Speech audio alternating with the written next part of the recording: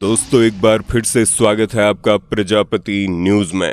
आज हम 15 अगस्त यानी स्वतंत्रता दिवस मना रहे हैं, लेकिन क्या आपको पता है 15 अगस्त से ठीक एक दिन पहले यानी 14 अगस्त की रात को क्या हुआ था? शायद नहीं, और जो हुआ था वो सिर्फ इतिहास नहीं है, वो एक जख्म है जो आज भी हमारे बीच जिंदा है। इसलिए इस वीडियो को अंत तक जरूर देखिए, क्योंकि जो आप आज जानेंगे वो आपको हिलाकर रख देगा। 1947 आधी रात पूरा देश आज के जश्न की तैयारी में था, लेकिन उसी वक्त उसी धरती पर लाखों लोग चीख रहे थे, भाग रहे थे, मर रहे थे। जहां एक तरफ संविधान लिखा जा रहा था, वहीं दूसरी तरफ किसी की बेटी हमेशा के लिए पीछे छूट गई थी। हर गली में एक दिया जल रहा था, लेकिन कई घरों में चिताएं भी जल रही थी। एक ही दिन में घर भारत में रह गया और खेत पाकिस्तान में। कहीं मां सरहद के इस पार थी तो बेटी उस पार। रेड क्लिफ की एक कलम चली और पूरा देश लहूलुहान हो गया। इस वीडियो में हम उस 14 अगस्त की रात पर रोशनी डालेंगे, वो रात जो सिर्फ एक तारीख नहीं बल्कि भारत की आत्मा का सबसे गहरा जख्म है। वीडियो शुरू करने से पहले एक छोटी सी रिक्वेस्ट है। वीडियो के नीचे रेड कलर का सब्सक्राइब बटन दिख रहा होगा, उस पर क्लिक करके सब्सक्राइब कर लें, और साइड में बेल आइकॉन भी दिख रहा होगा, उस पर भी क्लिक कर लें ताकि आपको वीडियो मिले सबसे पहले। नीचे कमेंट बॉक्स में जरूर बताइए कि आप इस वीडियो को कौन से शहर या गांव से देख रहे हैं। हमें जानकर प्रसन्नता होती है कि हमारी आवाज भारत के किन किन कोनों में पहुंच रही है। अब चलिए वापस चलते हैं उस एक रात की ओर, 14 अगस्त 1947 की रात, जब भारत आजाद हो रहा था और लाखों लोग बर्बाद हो रहे थे। 14 अगस्त 1947 की रात हिंदुस्तान की मिट्टी पहली बार गुलामी की जंजीरों से आजाद होने जा रही थी। चारों तरफ उम्मीदों का शोर था। हर गली हर घर में आंखों में सपने थे, आजादी के सपने। लोग सोच रहे थे कल सूरज एक नए भारत पर उगेगा, लेकिन उन्हें नहीं पता था कि इस आजादी की सुबह से पहले एक ऐसी रात आने वाली है जो सदियों तक किसी को नींद भी नहीं लेने देगी। उस रात की हवाओं में कुछ अजीब था। शहरों की रोशनी तो थी, पर दिलों में अंधेरा। जश्न की तैयारियां चल रही थी, लेकिन कहीं दूर से चीखें भी सुनाई दे रही थी। कुछ घरों में दिए जल रहे थे तो कुछ में दरवाजे बंद थे हमेशा के लिए। जरा सोचिए, जब घड़ी की सुई 12 बजने के करीब थी, कुछ लोग झंडा लहराने की तैयारी कर रहे थे तो कुछ लोग सर पर गठरी उठाए भाग रहे थे, अपना घर अपना वजूद छोड़कर। जहां एक तरफ संविधान की पहली पंक्तियां लिखी जा रही थी, वहीं दूसरी तरफ किसी की बेटी पीछे छूट गई, किसी का भाई रास्ते में मार दिया गया। उस रात सिर्फ एक देश का जन्म नहीं हुआ था, उस रात एक देश 2 टुकड़ों में बट गया, और इन 2 टुकड़ों के बीच दब गए थे वो लाखों सपने जो कभी आजाद भारत में खुली आंखों से देखे गए थे। कभी भारत की गलियों में मंदिर मस्जिद की घंटियां एक साथ बजा करती थी। त्योहारों पर मोहल्ला एक हो जाता था। ईद की सवैयां हो या दिवाली के दिए, हर धर्म के लोग मिलकर मनाते थे। यही तो था हमारा हिंदुस्तान, जहां मजहब दिलों में था, दीवारों में नहीं। लेकिन अंग्रेजों को ये एकता खटकती थी, क्योंकि एकजुट भारत को कभी गुलाम नहीं बनाया जा सकता था।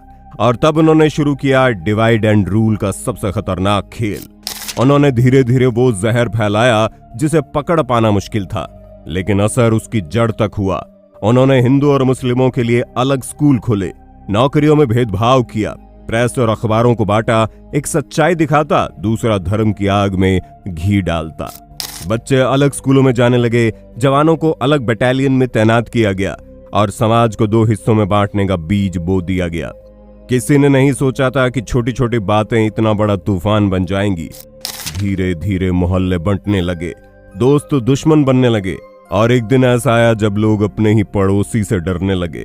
अंग्रेजों ने सिर्फ देश नहीं बांटा, उन्होंने रिश्ते, भरोसा और पहचान भी छीन ली। और जब ये जहर पूरे देश की रगों में दौड़ने लगा, तब उन्होंने अपने आखिरी वार की तैयारी शुरू की, बंटवारे की लकीर खींचने की। एक ऐसी लकीर जो नक्शे पर खींची गई थी, लेकिन दिलों में घाव छोड़ गई। अब जरा सोचिए, जिस देश को 2 हिस्सों में बांटने का फैसला होना था, उसका नक्शा खींचने वाला इंसान सर सिरिल रेडक्लिफ ना कभी भारत आया था, ना उसने यहाँ की जमीन देखी थी, ना लोगों की बोली समझता था। फिर भी उसी को सौंप दी गई 20 करोड़ लोगों की तकदीर, और उसके पास थे सिर्फ 6 हफ्ते, सिर्फ 42 दिन एक सभ्यता को 2 टुकड़ों में काटने के लिए। रेडक्लिफ को एक मेज, कुछ कागज और पुराने नक्शे दिए गए और कहा गया, ये तय करो क्या भारत रहेगा और क्या पाकिस्तान बनेगा। कोई जमीनी दौरा नहीं, कोई स्थानीय बातचीत नहीं, कोई संवेदना नहीं। नतीजा, एक लकीर खींची गई, ऐसी लकीर जो कई गांवों को आधा कर गई, कई परिवारों को 2 हिस्सों में तोड़ गई। सुबह जब लोग उठे तो पता चला घर भारत में रह गया, लेकिन खेत पाकिस्तान में। दुकान इधर है लेकिन रास्ता इधर का। कहीं माँ भारत में थी और उसकी बेटी सरहद के उस पार। रेडक्लिफ ने पेन से जो लकीर खींची थी वो स्याही नहीं, खून से भरी हुई थी। कागज पर खींची उस रेखा ने पंजाब और बंगाल को चीर दिया। जहां लोग सदियों से साथ रहते आए थे, वो एक रात में पराये हो गए। इतिहास में शायद ये पहली बार था जब एक देश को बांटने का काम किया गया, मानो एक फाइल क्लोज करनी हो। लेकिन उस फाइल के हर पन्ने पर किसी की जिंदगी बिखरी पड़ी थी। बंटवारे का ऐलान हुआ और जैसे ये खबर फैली, पूरे भारत में एक तूफान आ गया। करीब 2 करोड़ लोग, जी हां 2 करोड़, अपने घरों से निकल पड़े। लेकिन ये कोई आम सफर नहीं था, ये था जिंदगी और मौत के बीच का रास्ता। किसी के हाथ में गठरी थी, किसी के कंधे पर बच्चा, किसी के पास साइकिल थी, किसी के पास सिर्फ नंगे पैर। लेकिन अपने खेत, अपने घर, अपनी पहचान, सब कुछ पीछे छोड़कर भाग रहे थे, सिर्फ जिंदा बचने की उम्मीद में। आप इस वक्त जो फुटेज देख रहे हैं वो उस दौर की है। ट्रेन की छतों पर बैठे हुए लोग, ट्रकों से लटकते हुए परिवार, बैलगाड़ियों में ठूस ठूस कर भरे हुए इंसान, और कुछ तो इतने मजबूर थे कि सैकड़ों किलोमीटर पैदल ही चल पड़े, भूखे प्यासे थके हुए। अगर आप उस दौर में होते तो शायद आपको भी ये तय करना पड़ता कि कौन सी चीज साथ ले जाएं, अपने बच्चों की किताबें या माँ की यादों वाला संदूक। किसे साथ ले जाएं, बूढ़े माता पिता या अपने 3 साल के बेटे को। रास्ते में पड़ते थे धुएं में लिपटे हुए गांव, जिनमें कल तक लोग त्योहार मनाते थे, आज वहां राख उड़ रही थी। हर कुछ किलोमीटर पर कोई लाश पड़ी होती थी, किसी की गर्दन कटी हुई, किसी का शरीर अध जला, और कोई माँ अपनी मरी हुई बेटी को सीने से लगाए बस बैठी थी, शून्य में ताकती हुई। और उस वक्त सबसे बड़ा डर ये था, क्या हम अगला स्टेशन जिंदा देख पाएंगे? क्योंकि ट्रेनों में अब सिर्फ लोग नहीं चलते थे। ट्रेन कभी कभी खाली लौटती थी, लेकिन वो खाली नहीं होती थी, उनमें लाशें भरी होती थी। ट्रेन की खिड़कियों से बहता खून, दरवाजों पर पड़ी लाशें, वो नजारे आज भी आंखों में तैरते हैं। ये सिर्फ पलायन नहीं था, ये इतिहास की सबसे बड़ी मानवीय त्रासदी थी। 14 अगस्त 1947 की वो रात, एक तरफ संविधान के पन्ने पलटे जा रहे थे, दूसरी तरफ हिंदुस्तान की जमीन पर खून फैल रहा था। दिल्ली में नेहरू जी अपने घर पर इंदिरा गांधी और पद्म नायडू के साथ भाषण की तैयारी कर रहे थे। कमरे में सन्नाटा था, सिर्फ घड़ी की टिक टिक सुनाई दे रही थी, और तभी फोन की घंटी बजी। नेहरू जी ने रिसीवर उठाया और अगले ही पल उनका चेहरा लाल पड़ गया। लाहौर के नए प्रशासन ने हिंदू और सिख इलाकों की पानी की सप्लाई काट दी। लोग प्यासे तड़प रहे थे। जो बाहर पानी भरने निकला उसे मार दिया गया। ये सिर्फ एक कॉल नहीं थी, ये था हिंदुस्तान में जल रही आग का पहला संकेत। उधर गांधी जी बंगाल में थे, अकेले, शांत और उपवास पर। वो ना भाषण दे रहे थे, ना जश्न मना रहे थे। उनकी चुप्पी पूरे देश के दर्द को बयां कर रही थी। और फिर रात 11:55, पंडित नेहरू संसद के सेंट्रल हॉल में खड़े हुए। हाथ में भाषण की पन्नी थी, पर दिल भारी था।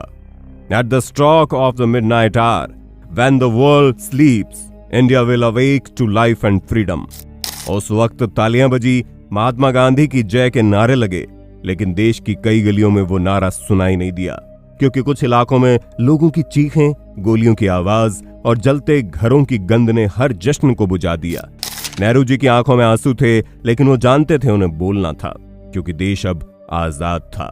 पर उसकी आजादी की कीमत लाखों आंसू और अनगिनत चिताओं से चुकाई गई थी।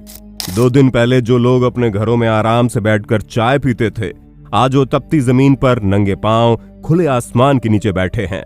रिफ्यूजी कैंप्स, एक ऐसा नाम जो उस दौर में लाखों लोगों की पहचान बन गया। आप इस वक्त जो तस्वीरें देख रहे हैं वो उन कैंप्स की हैं, जहां छोटे छोटे बच्चे नल के सामने एक बाल्टी पानी भरने के लिए घंटों लाइन में खड़े हैं। कई बच्चों के पास कपड़े नहीं हैं, शरीर धूल और पसीने से भरा हुआ।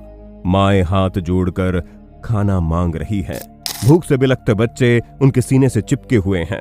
जहां कभी उनका घर था वहां फटे हुए टेंट हैं, जिनके नीचे न छत है न चैन। छांव के लिए पेड़ की शाखों पर टंगे हुए चादर और बैठने के लिए तपती मिट्टी जो हर रोज उनकी हड्डियां जला रही है। किसी को अपना पति खो गया, किसी की बेटी रास्ते में छूट गई, किसी ने सब कुछ छोड़ दिया सिर्फ इसलिए कि वो जिंदा रह पाए। ये लोग कोई परदेसी नहीं थे, ये वही थे जो कल तक भारत का हिस्सा थे, जिनके पास जमीन थी, दुकानें थी, सपने थे और आज भूख, बेबसी और इंतजार। क्या यही थी हमारी आजादी की कीमत? एक तरफ तिरंगा लहरा रहा था, दूसरी तरफ लोग भूख से तड़पते हुए देश की मिट्टी पर ही शरणार्थी बन गए थे। इतिहास में कई ट्रेनें मशहूर हुई, लेकिन एक ट्रेन ऐसी भी थी जो स्टेशन पर पहुंची पर उसमें कोई जिंदा नहीं था। उसे कहते हैं घोस्ट ट्रेन। साल 1947 पाकिस्तान से भारत आने वाली एक ट्रेन लाहौर से चली थी। उसमें सवार थे हजारों हिंदू परिवार। उम्मीद लिए कि वो भारत में एक नई जिंदगी शुरू करेंगे, लेकिन रास्ते में ट्रेन पर हमला हुआ। तेजी से चलती ट्रेन रुक गई और वहां शुरू हुआ इतिहास का सबसे खौफनाक नरसंहार। जब वो ट्रेन अटारी स्टेशन पहुंची, रेलवे प्लेटफॉर्म पर सन्नाटा था। कोई चीख नहीं, कोई आवाज नहीं, सिर्फ खून, लाशें और डरावनी खामोशी। हर बोगी में बिछी थी लाशें, बच्चे, महिलाएं, बूढ़े। किसी के गले कटे हुए, किसी का शरीर अध जला। कई के हाथों में अब भी थैले थे जिनमें सपनों की चीजें थी, कपड़े, पूजा की किताबें और कुछ पुराने फोटो। ये सिर्फ एक ट्रेन नहीं थी, ये उस आजादी की कीमत थी जिसने हमें जश्न समझा था। 28 फरवरी 1948 मुंबई के बंदरगाह पर एक आखिरी ब्रिटिश टुकड़ी खड़ी थी। चोरी बज रही थी, बैंड बज रहा था, लाल कालीन बिछाए गए थे। जिन्होंने हमें बांटा वहीं बैंड बाजा बजाकर लौट गए, उन्हें सलामी दी गई। बंदरगाह पर ब्रिटिश झंडा गर्व से लहराया गया और फिर वो जहाज में बैठकर चले गए जैसे कुछ हुआ ही नहीं। पीछे क्या छूटा? 15 लाख लाशें, 2 करोड़ बर्बाद जिंदगियां, हजारों टूटी हुई माएं, बेघर बच्चे, जले हुए गांव। पर उन्हें कोई जवाब नहीं देना पड़ा, क्योंकि वो जीत कर नहीं, कूटनीति से बंटवारा करके चले गए। उनके लिए बस एक ये मिशन क्लोज था, लेकिन हमारे लिए एक ऐसा घाव था जो आज भी रिश्ता है। वो विदा हुए तालियों और बैंड की धुन पर, और हम खड़े थे अपने ही देश में, अपनों की कब्रों के सामने। जिन्होंने जहर बोया उन्होंने ही सबसे हाथ मिला के धो लिए। जिन्होंने हमें बांटा वहीं बैंड बजाकर लौट गए। उन चेहरों को देखिए जिन्हें इतिहास की किताबों में जगह नहीं मिली, लेकिन जिनके आंसू, उनकी चीखें आज भी इस जमीन में दफन है। किसी ने भाई खोया, किसी ने बेटी, किसी के पास एक पुरानी तस्वीर बची और एक गहरी खामोशी। ये सिर्फ आंकड़े नहीं है, ये लोग थे, सपनों वाले, हंसी वाले, प्यार करने वाले, जिन्होंने सिर्फ एक जुर्म किया था, वो गलत वक्त में सही जगह पर थे। आज हम आजादी का जश्न मनाते हैं, तो जरा एक पल रुकिए, उन लोगों को याद कीजिए जिनकी कुर्बानी के बिना ये जश्न अधूरा है। अगर आप इस वीडियो को यहाँ तक देख रहे हैं तो कमेंट में उनके लिए एक श्रद्धांजलि जरूर लिखना। उन्हें याद कीजिए, क्योंकि जब तक हम भूलेंगे नहीं तब तक इतिहास खुद को दोहराएगा नहीं। और अगर आपका दिल आज भी भारी है तो वीडियो को शेयर करना, ताकि अगली पीढ़ी सिर्फ तिरंगा ना देखे बल्कि इसके पीछे छिपा संघर्ष भी समझे। शांति सबसे कीमती होती है और बंटवारे की कीमत हमेशा इंसानियत चुकाती है। जय हिंद। दोस्तों, आपकी स्क्रीन पे 2 और वीडियोस दिख रही हैं, जिसे देखने के लिए आप इस स्क्रीन पर क्लिक करें। दोनों देखिएगा, बहुत अच्छी वीडियो बनी है।